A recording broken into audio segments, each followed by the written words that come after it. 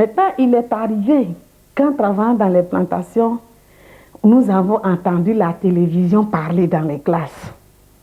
C'était l'enseignement télévisuel, la toute première année. Et c'est du jamais vu. On ne connaissait pas trop la télévision. Étant des enfants du village, il n'y avait pas de télévision.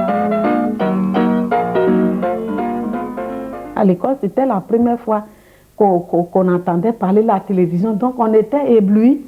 Et on a couru, on a abandonné les machettes, et les dabas, tout ça là, pour aller regarder par la fenêtre.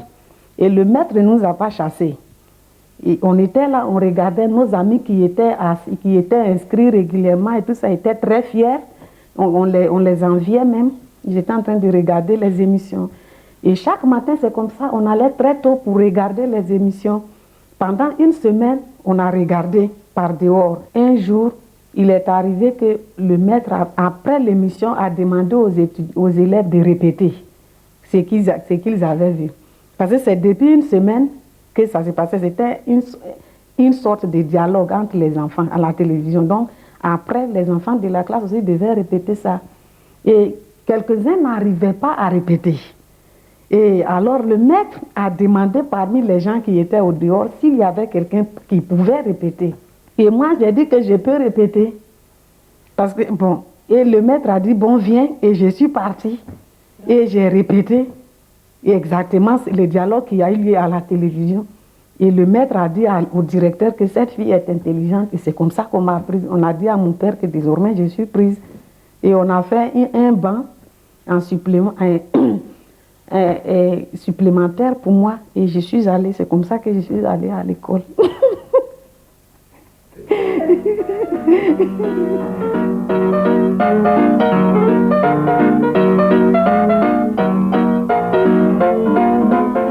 Bon, il s'agissait de deux enfants qui étaient en train de dialoguer. Et bon, l'un venait d'avoir un très joli cerceau qu'on lui avait offert. Et donc, dans leur dialogue, il y avait l'autre qui venait d'arriver chez son ami qui disait « Oh, le beau cerceau, il est à toi? C'est ton cerceau ?» Et puis l'autre, le propriétaire, a répondu « Oui, il est à moi, c'est mon cerceau. Regarde, il roule. » C'était tout ce qu'il fallait répéter après l'émission. Pour nous, les enfants de l'école télévisuelle, nos émissions commençaient le plus souvent à 8h30 ou 9h. Ça dépendait de quel genre d'émission on avait, si c'était les mathématiques ou si c'était seulement la lecture, apprendre à lire ou bien apprendre à parler et tout ça, la langue française. Bon, le maître, il avait déjà le programme sur lui. Il y avait une sorte de livre qu'on intitulait le livre du maître. C'était pour lui. Donc, il avait les horaires et tout avec lui. Et quand on est en classe, quand l'heure arrive, c'est lui qui va allumer. Parce que les élèves n'avaient pas le droit de manipuler les appareils. Ils ne les connaissaient pas et on avait peur qu'ils les abîment.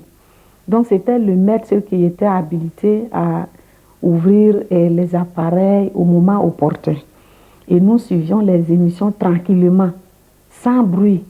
Parce qu'il faut dire que nous étions les enfants de village et on ne parlait que nos langues maternelles. On ne comprenait pas trop le français. Donc il fallait être attentif pour pouvoir comprendre, prononcer très bien ce qui se disait à la télévision.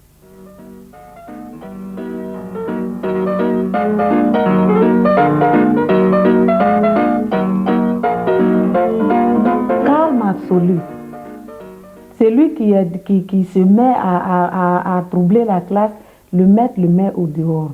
Et il rate une émission. Et après, on le fesse. Donc, tout le monde est contraint de rester tranquille. Il arrive même qu'à la fin d'une émission, certains étaient endormis. Donc, ça veut dire que ça les intéressait pas? Non, c'est pas que ça les intéressait pas, mais c'est comme ça, il y a quelques personnes qui s'endorment devant la télévision. Donc, il y avait quelques cas parmi nous. Nous, c'est le soleil qui nous indiquait les moments de la journée.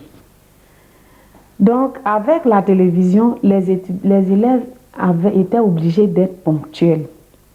Parce qu'une fois que l'émission devait se produire, il fallait que tout le monde soit là. Et celui qui ne vient pas, il rate un programme qu'il ne pourra plus savoir répéter quand le maître va l'interroger. Donc, il fallait être ponctuel aux heures précises, aux heures indiquées. Et le plus souvent, on venait bien avant les émissions. Et c'est devant nous, on venait pour attendre l'heure des émissions. On ne restait plus à la maison pour traîner et tout.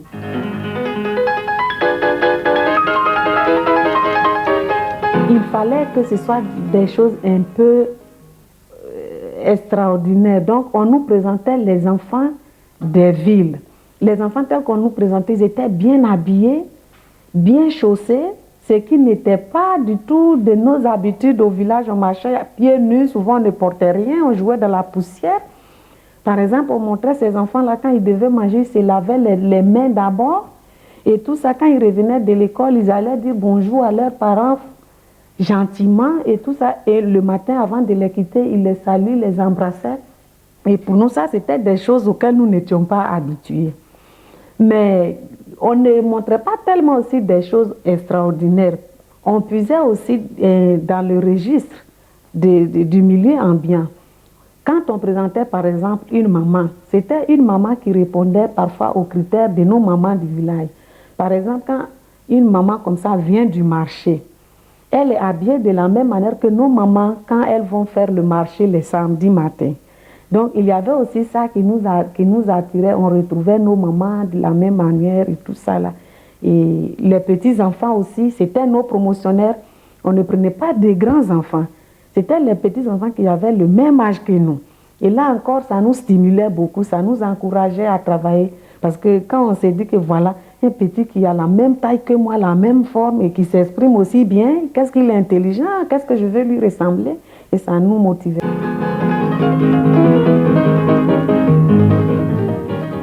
Moi, je pense qu'on nous a oubliés parce que quand même la télévision a produit des intellectuels pour la Côte d'Ivoire, des hommes de grand intérêt pour la Côte d'Ivoire, je dirais des hommes utiles, nécessaires même pour la Côte d'Ivoire. Et la Côte d'Ivoire nous utilise sans savoir que nous sommes les produits de la télévision. Peut-être qu'un jour, quand on se mettra à parler de ça, qu'on va se présenter que ouais, nous avons été éduqués par la télévision, c'est là où ils vont se ressaisir. Ils se diront, ben tiens, ah bon, tout le monde n'a pas raté, quand même. Ils seront surpris, mais c'est ça.